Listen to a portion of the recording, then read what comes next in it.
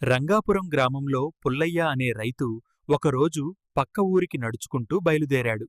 ఎండ చాలా ఎక్కువగా ఉంది. ఇక్కడ కూర్చొని విశ్రాంతి తీసుకుందాం.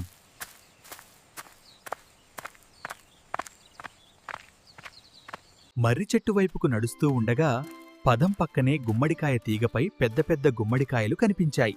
పుల్లయ్య ఆశ్చర్యపోయాడు. ఇంత సన్నని తీగకు ఇంత పెద్ద కాయలు ఎలా? అని ఆశ్చర్యపోతూ మర్రి చెట్టు వైపు వెళ్లాడు. అక్కడ పుల్లయ్య కాలుకు మర్రి పళ్ళు తగిలాయి. అయ్యో, ఇంత పెద్ద చెట్టుకు ఇలాంటి చిన్న పండ్లా? ఇది మరీ విచిత్రం కదా. దేవునికే తెలివి లేకపోయిందేమో.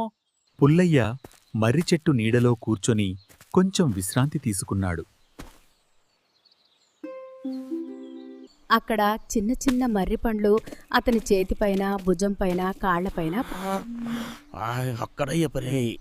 అతని కల్పనలో మర్రి చెట్టుకు పెద్ద పెద్ద గుమ్మడికాయలు వేలాడుతున్నట్టు కనిపించాయి. పుల్లయ్య ఇంకా ఆశ్చర్యపోయాడు. అప్పుడు పుల్లయ్య గ్రహించాడు, దేవుడు ఎంత తెలివైనవాడో. మర్రి చెట్టు మీద గుమ్మడికాయలుంటే నా తలబద్దలయ్యేది. పిల్లలు, ప్రకృతిని, సృష్టిని ఎప్పుడూ తప్పుపట్టకండి. దేవుని సృష్టిలో ఏ చిన్న తప్పు ఉండదు. భగవద్గీత, బైబిల్, ఖురాన్ ఇవన్నీ కూడా ఇదే సత్యాన్ని చెబుతాయి. ప్రకృతిని ఎవ్వరూ తప్పుపట్టరాదు.